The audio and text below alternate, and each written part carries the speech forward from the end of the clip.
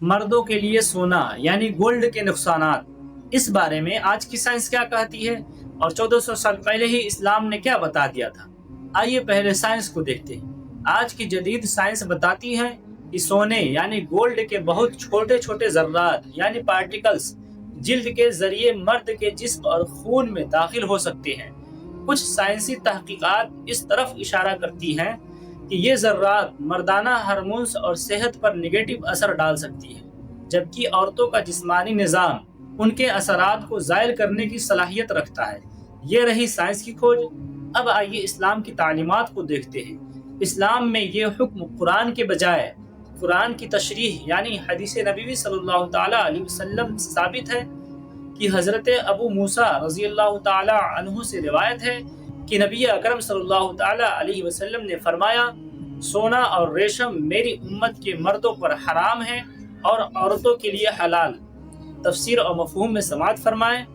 اسلام نے جس چیز سے مردوں کو 1400 سال پہلے ہی منع فرما دیا تھا، آج سائنس اس کے ممکنہ طبی نقصانات کی طرف اشارہ کر رہی ہے۔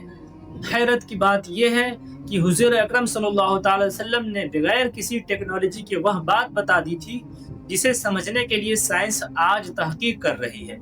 دیٹس پاور آف اسلام، جس نے انسانیت کی بھلائی کے لیے ایسے حکم دیے جو ہر دور میں بہترین ہیں۔ زیتون کے تیل یعنی اولیو آئل کے فائدے، اس بارے میں آج کی سائنس کیا کہتی ہے اور 1400 سال پہلے ہی قرآن نے کیا بتا دیا تھا۔ آئیے پہلے سائنس کو دیکھتے ہیں۔ آج کی جدید سائنس کہتی ہے کہ زیتون کا تیل یعنی اولیو آئل صحت کے لیے ایک خزانہ ہے۔ اس میں صحت بخش فیٹ اور اینٹی آکسیڈنٹ بھرپور مقدار میں ہوتے ہیں۔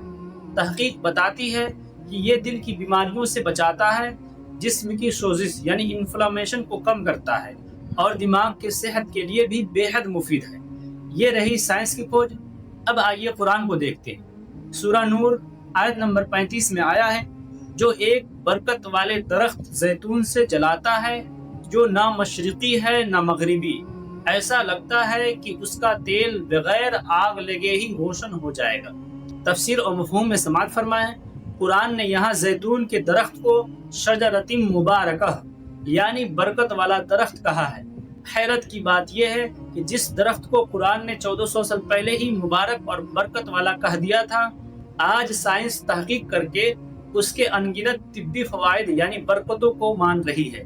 دیٹس پاور آف اللہ، جس نے اپنی کتاب میں وہ علم رکھا ہے جو انسان آہستہ آہستہ سمجھ پاتا ہے۔ چیونٹیوں کا ایک دوسرے سے بات کرنے کے نظام یعنی دی آرمڈ کمیونیکیشن سسٹم، اس بارے میں آج کی سائنس کیا کہتی ہے اور 1400 سال پہلے ہی قرآن نے کیا بتا دیا تھا۔ آئیے پہلے سائنس کو دیکھتے ہیں۔ آج کی جدید سائنس بتاتی ہے کہ چیونٹیاں ایک بہت ہی پیچیدہ کمیونیکیشن سسٹم رکھتی ہیں۔ وہ ایک دوسرے سے بات کرنے کے لیے آواز کا نہیں بلکہ ایک خاص قسم کے کیمیکلز کا استعمال کرتی ہیں جنہیں فیرومونز کہتے ہیں۔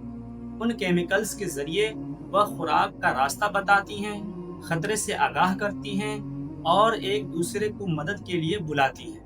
یہ ایک مکمل کیمیائی زبان ہے۔ یہ رہی سائنس کی کھوج۔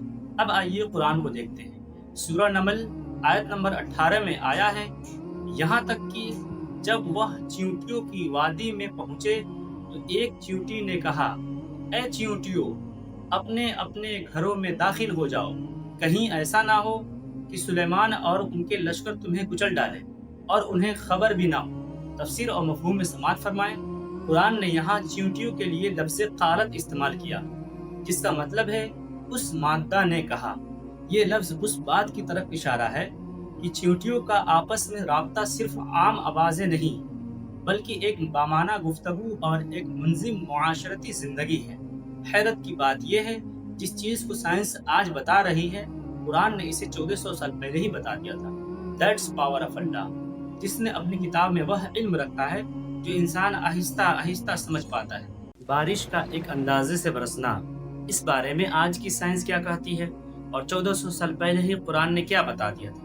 آئیے پہلے سائنس کو دیکھتے ہیں۔ آج کی جدید سائنس بتاتی ہے کہ بارش ایک بہترین اور متوازن نظام کا حصہ ہے جسے واٹر سائیکل کہتے ہیں۔ سائنس کے مطابق ہر سال سمندروں سے جتنا پانی ویپر یعنی بھاپ بن کر اڑتا ہے، تقریباً اتنا ہی پانی بارش بن کر زمین پر واپس آ جاتا ہے۔ یہ ایک ڈیو میشیور یعنی نپا تولا اندازہ ہے۔ اگر یہ توازن بگڑ جائے تو زمین پر زندگی ختم ہو سکتی ہے۔ یہ رہی سائنس کی کھوج۔ اب آئیے قرآن کو دیکھتے ہیں۔ سورہ زخرف آیت نمبر 11 میں آیا ہے، اور وہ جس نے آسمان سے ایک اندازے کے مطابق پانی نازل کیا۔ تفسیر اور مفہوم میں سماعت فرمائیں۔ قرآن نے یہاں بارش کے لیے لفظ بے قدر استعمال کیا ہے، جس کا مطلب ہے ایک مقررہ مقدار میں یا ایک نپے تولے اندازے کے مطابق۔ یہ اس بات کی طرف اشارہ ہے کہ بارش کا نظام بے ترتیب نہیں، بلکہ ایک مکمل طور پر متوازن اور کنٹرول شدہ نظام ہے۔ حیرت کی بات یہ ہے کہ جس متوازن نظام کو سائنس نے حال ہی میں سمجھا ہے، قرآن نے اسے 1400 سال پہلے ہی بتا دیا تھا۔ دیٹس پاور آف اللہ، جس نے اپنی کتاب میں وہ علم رکھا ہے جو انسان آہستہ آہستہ سمجھ پاتا ہے۔ شہد میں شفا یعنی دا ہیلنگ ان ہنی، اس بارے میں آج کی سائنس کیا کہتی ہے اور 1400 سال پہلے ہی قرآن نے کیا بتا دیا تھا؟ آئیے پہلے سائنس کو دیکھتے ہیں۔ آج کی جدید سائنس تحقیق کے بعد مانتی ہے کہ شہد ایک قدرتی دوا ہے۔ اس میں اینٹی بیکٹیریل خصوصیات ہیں، یعنی یہ جراثیم کو مارتا ہے، اور اس میں اینٹی آکسیڈنٹ ہوتے ہیں جو جسم کو بیماریوں سے بچاتے ہیں۔ اسی لیے زخم ٹھیک کرنے اور کھانسی اور گلے کے خراش میں یہ بہت فائدہ مند ہے۔ یہ رہی سائنس کی کھوج۔ اب آئیے قرآن کو دیکھتے ہیں۔ سورہ نحل آیت نمبر 69 میں آیا ہے، ان مکھیوں کے پیٹ سے ایک پینے کی چیز یعنی شہد نکلتی ہے جس کے رنگ مختلف ہوتے ہیں، ان میں لوگوں کے لیے شفا ہے۔ تفسیر و مفہوم میں سماعت فرمائیں۔ قرآن نے یہاں واضح طور پر کہا کہ شہد میں شفاء للناس یعنی لوگوں کے لیے شفا ہے۔ حیرت کی بات یہ ہے کہ قرآن نے 1400 سال پہلے ہی شہد کو صرف غذا نہیں بلکہ ایک شفا قرار دے دیا تھا، جس کو آج سائنس ان گنت طبی خصوصیات کو مان رہی ہے۔ دیٹس پاور آف اللہ، جس نے اپنی کتاب میں وہ علم رکھا ہے جو انسان آہستہ آہستہ سمجھ پاتا ہے۔ دماغ کا اگلا حصہ اور جھوٹ، اس بارے میں آج کی سائنس کیا کہتی ہے اور 1400 سال پہلے ہی قرآن نے کیا بتا دیا تھا؟ آئیے پہلے سائنس کو دیکھتے ہیں۔ آج کی جدید نیورو سائنس بتاتی ہے کہ جب کوئی انسان جھوٹ بولتا ہے یا کوئی غلط کام کرنے کا ارادہ کرتا ہے تو اس کے دماغ کا اگلا حصہ یعنی پیشانی کے ٹھیک پیچھے والا حصہ، جسے پری فرونٹل کارٹیکس کہتے ہیں، بہت زیادہ ایکٹیو ہو جاتا ہے۔ یہی وہ حصہ ہے جو منصوبہ، فیصلہ اور جھوٹ بولنے جیسے اعمال کو کنٹرول کرتا ہے۔ یہ رہی سائنس کی کھوج۔ اب آئیے قرآن کو دیکھتے ہیں۔ سورہ علق آیت نمبر 15 اور 16 میں ابو جہل کے ایک واقعہ پر آیا ہے، ہرگز نہیں، اگر وہ باز نہ آیا تو ہم ضرور اس کی پیشانی کے بال پکڑ کر گھسیٹیں گے۔ کیسی پیشانی؟ جھوٹی، خطا کار۔ تفسیر اور مفہوم میں سماعت فرمائیں۔ قرآن نے یہاں دماغ کے اگلے حصے پیشانی یعنی الناصیہ کا ذکر کیا اور اسے صاف طور پر کاذبۃ خاطیہ یعنی جھوٹی اور خطا کار کہا۔ حیرت کی بات یہ ہے کہ جس چیز کو سائنس آج بتا رہی ہے، قرآن نے اسے 1400 سال پہلے ہی بتا دیا تھا۔ دیٹس پاور آف اللہ، جس نے اپنی کتاب میں وہ علم رکھا ہے جو انسان آہستہ آہستہ سمجھ پاتا ہے۔ ایک نئی مخلوق کی تشکیل یعنی the final stage of creation, اس بارے میں آج کی سائنس کیا کہتی ہے اور 1400 سال پہلے ہی قرآن نے کیا بتا دیا تھا؟ آئیے پہلے سائنس کو دیکھتے ہیں۔ سائنس کہتی ہے کہ جب ہڈیوں پر گوشت چڑھ جاتا ہے تو اس کے بعد جنین یعنی ایمبریو کی نشو و نما ایک نئی مرحلے میں داخل ہوتی ہے۔ اس مرحلے میں وہ صرف بڑا نہیں ہوتا بلکہ اس میں انسانی خصوصیات پیدا بھی ہوتی ہیں، جیسے اعضاء یعنی پارٹس مکمل ہوتے ہیں، اور وہ ایک بالکل مختلف پہچانی جانے والی مخلوق یعنی انسانی بچے کی شکل اختیار کر لیتا ہے۔ یہ رہی سائنس کی کھوج۔ اب آئیے قرآن کو دیکھتے ہیں۔ سورہ مومنون آیت نمبر 14 کے آخری حصے میں آیا ہے، پھر ہم نے اسے ایک بالکل دوسری مخلوق بنا کر کھڑا کیا تو بڑی برکت والا ہے اللہ، سب سے بہتر بنانے والا۔ تفسیر اور مفہوم میں سماعت فرمائیں۔ قرآن نے اس مرحلے کے لیے خلقاً آخر یعنی ایک دوسری مخلوق کے الفاظ استعمال کیے۔ یہ اس بات کی طرف اشارہ ہے کہ یہ صرف گوشت اور ہڈیوں کا مجموعہ نہیں بلکہ اللہ اس میں روح ڈال کر اسے ایک مکمل سوچنے سمجھنے والی مخلوق بنا دیتا ہے۔ حیرت کی بات یہ ہے، جس چیز کو سائنس آج بتا رہی ہے قرآن نے اسے 1400 سال پہلے ہی بتا دیا تھا۔ دیٹس پاور آف اللہ، جس نے اپنی کتاب میں وہ علم رکھا ہے جو انسان آہستہ آہستہ سمجھ پاتا ہے۔ DNA کا کوڈ یعنی تقدیر کا علم، اس بارے میں آج کی سائنس کیا کہتی ہے اور 1400 سال پہلے ہی قرآن نے کیا بتا دیا تھا۔ آئیے پہلے سائنس کو دیکھتے ہیں۔ آج کی سائنس کہتی ہے کہ ہر جاندار کے جسم میں ایک حیاتیاتی کوڈ یعنی بایولوجیکل کوڈ ہوتا ہے جسے DNA کہا جاتا ہے۔ یہ کوڈ ایک کتاب کی طرح ہے جس میں انسان کی تمام خصوصیات لکھی ہوتی ہے، جیسے اس کی آنکھوں کا رنگ، بالوں کی قسم، قد یعنی ہائٹ، اور یہاں تک کہ ممکنہ بیماریاں بھی۔ یہ حیاتیاتی تقدیر پیدائش کے وقت ہی لکھ دی جاتی ہے۔ یہ رہی سائنس کی کوڈ۔ اب آئیے قرآن کو دیکھتے ہیں۔ سورہ عبس آیت نمبر 19 میں آیا ہے، اسے ایک نطفے سے پیدا کیا، پھر اس کا اندازہ مقرر کیا، یعنی اس کی تقدیر لکھی۔ تفسیر اور مفہوم میں سماعت فرمائیں۔ قرآن نے یہاں لفظ فقط درہ استعمال کیا، جس کا مطلب ہے اس کا اندازہ مقرر کرنا یا اسے خاص پروگرام کے تحت بنانا۔ یہ بالکل اسی طرح ہے جیسے DNA کا کوڈ پیدائش سے پہلے ہی انسان کی جسمانی خصوصیات کا تعین کر دیتا ہے۔ حیرت کی بات یہ ہے کہ جس چیز کو سائنس آج بتا رہی ہے، قرآن نے اسے 1400 سال پہلے ہی بتا دیا تھا۔ دیٹس پاور آف اللہ، جس نے اپنی کتاب میں وہ علم رکھا ہے جو انسان آہستہ آہستہ سمجھ پاتا ہے۔ گوشت کا لوتھڑا، اس بارے میں آج کی سائنس کیا کہتی ہے اور 1400 سال پہلے ہی قرآن نے کیا بتا دیا تھا۔ آئیے پہلے سائنس کو دیکھتے ہیں۔ سائنس کہتی ہے کہ علق یعنی جونک جیسی شکل کے بعد جنین یعنی ایمبریو ایک نئے مرحلے میں داخل ہوتا ہے۔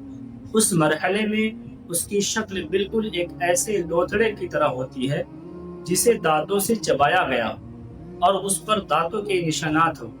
ان نشانات کو سائنس سمٹس کہتی ہے جو بعد میں ریڑھ کی ہڈی بناتے ہیں۔ یہ رہی سائنس کی کوڈ۔ اب آئیے قرآن کو دیکھتے ہیں۔ سورہ حج آیت نمبر 5 میں آیا ہے، پھر خون کی پھٹکی ہوئی گوشت کی بوٹی بنائی جو اندازے کے مطابق بنی ہوئی اور بے بنی ہے۔ تفسیر اور مفہوم میں سماعت فرمائیں۔ قرآن نے اس مرحلے کے لیے لفظ مدغہ استعمال کیا ہے۔ عربی زبان میں مدغہ اس چیز کو کہتے ہیں جسے چبایا گیا ہو۔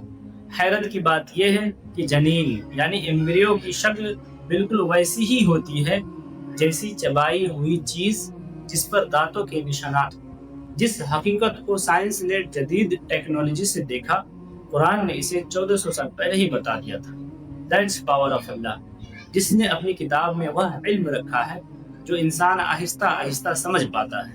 جانوروں کے دودھ بننے کا عمل یعنی the process of making animals milk, اس بارے میں آج کی سائنس کیا کہتی ہے اور 1400 سال پہلے ہی قرآن نے کیا بتا دیا تھا۔ آئیے پہلے سائنس کو دیکھتے ہیں۔ آج کی سائنس یعنی بایولوجی ہمیں بتاتی ہے کہ جانوروں میں دودھ بننے کا عمل بہت پیچیدہ ہے۔ جانور جو گھاس کھاتا ہے وہ آنتوں یعنی انٹسٹائنس میں ہضم ہو جاتا ہے اور اس سے ضروری غذائی اجزاء خون میں شامل ہو جاتے ہیں۔ پھر یہ خون دودھ بنانے والے غدود یعنی میماری گلیٹس تک جاتا ہے، جہاں خون اور ہضم شدہ خوراک کے بیسٹ کے درمیان سے بالکل خالص اور صاف دودھ تیار ہوتا ہے۔ یہ رہی سائنس کی تحقیق۔ اب آئیے قرآن کو دیکھتے ہیں۔ سورہ نحل آیت نمبر 66 میں آیا ہے، اور بے شک تمہارے لیے چوپایوں میں ایک سبق ہے، ہم تمہیں اس کے پیٹ کے اندر موجود گوبر اور خون کے درمیان سے خالص دودھ پلاتے ہیں جو پینے والوں کے لیے خوشگوار ہے۔ تفسیر اور مفہوم میں سماعت فرمائیں۔ قرآن نے 1400 سال پہلے ہی اس کیمیائی عمل یعنی کیمیکل پروسیس کی نشاندہی کر دی تھی۔